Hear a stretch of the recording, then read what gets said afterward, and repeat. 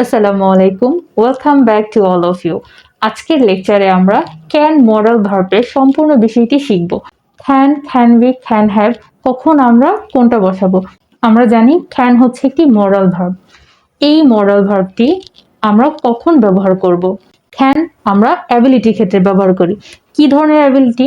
যেমন আমি যদি বলি আমার একটা অ্যাবিলিটি আছে, আমি ইংরেজিতে কথা বলতে পারি, এই অ্যাবিলিটির ক্ষেত্রে আমরা ক্যান ব্যবহার করে বলবো। সে ভালো রান্না করতে পারে, এটা তার সামর্থ্য। এ ধরনের সামর্থ্য যখন আমরা বুঝাবো তখন আমরা ক্যান মডাল ভার্বটি ব্যবহার করব। তারা ভালো খেলতে পারে, এটা হচ্ছে তাদের সামর্থ্য। কেউ যদি ভালো খেলতে পারে এটা অবশ্যই তাদের অ্যাবিলিটি বা সামর্থ্য। এই ধরনের সেন্টেন্সগুলোতে আমরা ক্যান ব্যবহার করব। আমরা এভাবে বলতে পারি যে আই ক্যান স্পিক ইংলিশ, আমি ইংরেজিতে কথা বলতে পারি, এটা হচ্ছে আমার সামর্থ্য।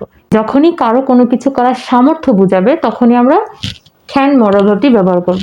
আই ক্যান স্পিক ইংলিশ, আমি ইংরেজিতে কথা বলতে পারি, এটি হচ্ছে আমার সামর্থ্য। এক্ষেত্রে আমরা এই জন্য এখানে আমরা ক্যান ব্যবহার করেছি। হি ক্যান কুক ওয়েল, সে ভালো রান্না করতে পারে, এটা হচ্ছে তার অ্যাবিলিটি, এটা হচ্ছে তার সামর্থ্য।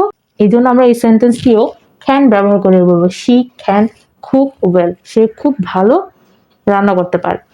সেকেন্ড হচ্ছে ক্যান আমরা ব্যবহার করব পারমিশন বা অনুমতি। যখন আমরা কারো কাছ থেকে অনুমতি নিব, অনুমতি নেওয়ার ক্ষেত্রে আমরা ক্যান মডাল ভার্বটি ব্যবহার করব। তবে এখানে একটি বিষয় হচ্ছে, আমরা যখন কারো কাছ থেকে অনুমতি নিব আমরা দুইভাবে অনুমতি নিতে পারি, একটি হচ্ছে ফর্মালি, একটি হচ্ছে ইনফর্মালি। যখন আমরা আমাদের সমবয়সী, আমাদের থেকে ছোট এই ধরনের ব্যক্তির কাছে আমরা কোনো কিছু করার জন্য অনুমতি নিব, তখন অবশ্যই আমাকে ইনফর্মালি ভাবে নিতে হবে। যদি আমাদের থেকে কোনো বড় কোনো মানুষের কাছ থেকে আমরা যদি অনুমতি নিই তাহলে অবশ্যই আমাকে ফর্মালি তাদের কাছ থেকে অনুমতি নিতে হবে। সেক্ষেত্রে কিন্তু আমরা ক্যান ব্যবহার করতে পারবো না, সেক্ষেত্রে আমরা খুড ব্যবহার করবো, কারণ খুড ব্যবহার করে আমরা ফর্মালি ভাবে কারো কাছ থেকে অনুমতি নিতে পারি।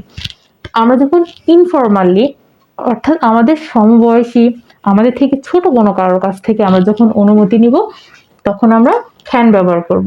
যেমন can I use your laptop, আমি কি আপনার ল্যাপটপটি ব্যবহার করতে পারি। 3 নম্বরে আমরা ক্যান ব্যবহার করব রিকোয়েস্ট, অনুরোধ। কোনো কিছুর জন্য আমরা যখন কারো কাছে রিকোয়েস্ট করব, অনুরোধ করব, তখন আমরা ক্যান ব্যবহার করব। এখন এই রিকোয়েস্টটি আমরা যখন কারো কাছে ইনফর্মালি, আমাদের সমবয়সী, আমাদের থেকে ছোট বয়সী ব্যক্তিদের যখন আমরা কোনো কিছুর জন্য রিকোয়েস্ট করব তখনই আমরা ক্যান ব্যবহার করব। যখন আমাদের থেকে বড় কোনো ব্যক্তির কাছে আমরা কোনো কিছু অনুরোধ করব তখন অবশ্যই আমাকে খুড ব্যবহার করতে হবে, মানে ভদ্রভাবে অনুরোধ করা। ক্যান আমরা ব্যবহার করব ইনফর্মাল কনভারসেশনের সময়। আমাদের সমবয়সী কারো কাছ থেকে আমরা যদি কোনো বলি যে can you give me a glass of water, তুমি কি আমাকে এক গ্লাস পানি দিতে পারো। এটি আমরা ইনফর্মালি ভাবে আমাদের সমবয়সীর সাথে আমরা এইভাবে কথা বলতে পারি, কিন্তু আমাদের থেকে বড় কোনো ব্যক্তির সাথে কিন্তু আমরা এইভাবে কথা বলতে পারি না। Can I get your mobile for a few minutes, কি আপনার মোবাইল কয়েক মিনিটের জন্য পেতে পারি। এই ধরনের সেন্টেন্সগুলো আমরা ক্যান ব্যবহার করে বলতে পারবো। এগুলো ক্ষেত্রে আমরা ক্যান ব্যবহার করতে পারি। এখন আমরা শিখব ক্যান বি। ক্যান বি মানে হচ্ছে হতে পারা। অনেক সময় বলে থাকি যে সে একজন ডাক্তার হতে পারে, এক্ষেত্রে আমরা ক্যান বি ব্যবহার করব। আমি একজন টিচার হতে পারি, আমি একজন বিমান চালক হতে পারি, হতে পারা, এই ধরনের সেন্টেন্সগুলোর ক্ষেত্রে আমরা ক্যান বি ব্যবহার করব। ক্যান বি দিয়ে আমরা কয়েকটা সেন্টেন্স দেখব।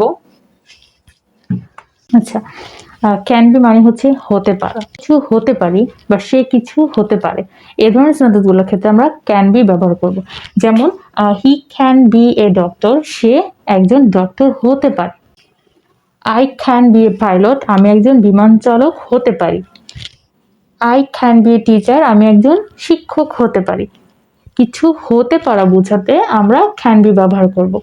ক্যান হ্যাভ আমরা বসাবো থাকতে পারা, কোনো কিছু থাকতে পারা। যেমন I can have a bike, আমার একটি বাইক থাকতে পারে। I can have a bike, আমার একটি বাইক থাকতে পারে। I can have a mobile phone, আমার একটি মোবাইল ফোন থাকতে পারে। ক্যান বি আর ক্যান হ্যাভ এর মধ্যে অবশ্যই পার্থক্যটি তোমরা ভালো করে মনে রাখবে। ক্যান বি হচ্ছে হতে পারা, কিছু হতে পারি, বা সেক্ষেত্রে আমরা ক্যান বি ব্যবহার করব। ক্যান হ্যাভ মানে হচ্ছে থাকতে পারা। আমার আমার দুইটি গরু থাকতে পারে, সেক্ষেত্রে আমরা ক্যান হ্যাভ ব্যবহার করব।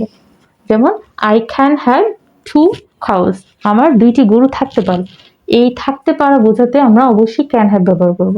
আমার একটি খাতা থাকতে পারে, সেক্ষেত্রে আমরা বলতে পারি থাকতে পারে মানে বুঝালেই আমরা ক্যান হ্যাভ ব্যবহার করব। I can have a notebook, আমার একটি খাতা থাকতে পারে। সো তোমরা এভাবে খুব সহজে ক্যান মডাল ভার্বটি তোমরা ব্যবহার করতে পারবা। কখন আমরা ক্যান ব্যবহার করব, কখন ক্যান বি এবং কখন ক্যান হ্যাভ ব্যবহার করব। আজকের এই লেকচারের মাধ্যমে আমি ক্যান মডাল ভার্বের সম্পূর্ণ বিষয়টি তোমাদের শেখানোর চেষ্টা করেছি।